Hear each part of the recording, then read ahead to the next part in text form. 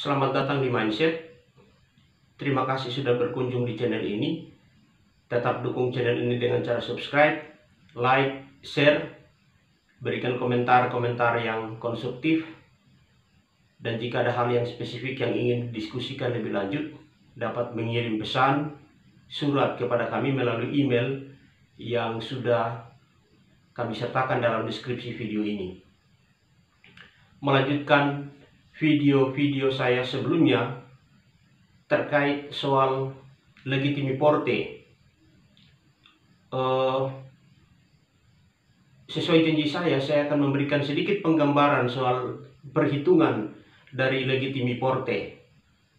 Legitimi porte itu bicara soal hak mutlak, hak mutlak yang diterima oleh ahli waris.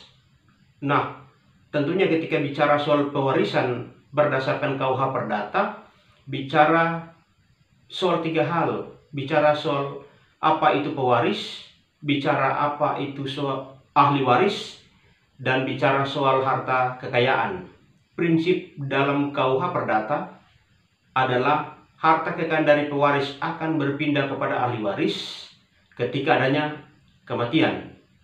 Nah, proses berpindahnya harta kekayaan dari pewaris kepada ahli waris itu bisa terjadi dalam dua hal. Ab intestato atau undang-undang, sudah saya jelaskan pada video-video saya sebelumnya. Ada 4 golongan ab intestato. Golongan pertama, kedua, 3, dan 4. Yang belum menonton dapat menonton terlebih dahulu sehingga memperlengkapi pengetahuannya tentang pewarisan berdasarkan KUH Perdata. Lalu kedua, harta kekayaan dari pewaris berpindah kepada ahli waris melalui testamen, melalui wasiat. Dimungkinkan. Persoalannya kemudian ada perkara-perkara yang terjadi di sekitar kita tanpa pengetahuan ahli waris, lalu kemudian ahli waris menganggap bahwa persoalan tersebut adalah persoalan yang wajar, tidak harus dipersoalkan. Nah, ketika adanya wasiat, harus diingat secara prinsip adalah wasiat apapun yang dikeluarkan oleh pewaris seharusnya tidak boleh mengganggu hak mutlak yang dimiliki oleh ahli waris. Tidak boleh mengganggu. Hak mutlaknya berapa? Di dalam pasal 914 BW dijelaskan bahwa ketika pewaris hanya meninggalkan satu orang anak, hak mutlak atau legitimi porte dari anak sebagai ahli waris adalah 1/2. Lalu ketika ada 2 orang anak, maka hak mutlaknya ada 2/3. Dan ketika ada 3 orang anak atau lebih, hak mutlaknya legitimi portenya adalah 3/4.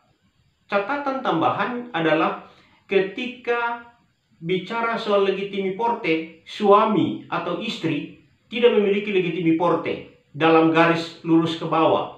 Sementara garis lurus ke atas, yang tidak memiliki legitimi porte adalah paman dan bibi.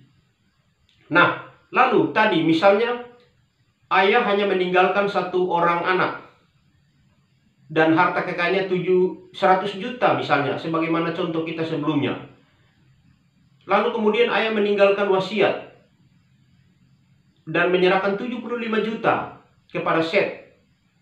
Tentunya wasiat ini mengganggu, mengusik LP, mengusik legitimi porte. Kalau kemudian si anak diam, yang tadinya dia sendiri diam, tidak ada persoalan. Dia menerima, tidak ada persoalan. Tetapi kemudian ketika dia ribut, maka ada persoalan hukum di sana. Persoalan hukumnya adalah legitimi portenya terusik, hak mutlaknya terusik. Seharusnya dari nilai 100 juta, legitimi porte untuk 1 orang anak adalah 1/2. 50 juta harusnya dia terima. Tetapi kemudian ayah telah mewasiatkan menyerahkan 75 juta. Nah, dia dapat mengajukan gugatan ke pengadilan atau minta kesepakatan dengan si penerima wasiat. Sebagian harus diserahkan kembali kepada si anak. Utuhnya si anak harus menerima 50 juta. Sehingga dari 75 juta, dia harus menyerahkan 25 juta kembali kepada si anak. Jika kemudian si penerima wasiat keberatan, maka jalur selanjutnya adalah dengan mengajukan gugatan ke pengadilan, sehingga nanti pengadilan yang akan menentukan soal hak mutlak dari si anak. Mungkin itu beberapa hal yang bisa saya bagikan. Tetap dukung channel ini dengan cara subscribe, like, share, berikan komentar-komentar yang konstruktif.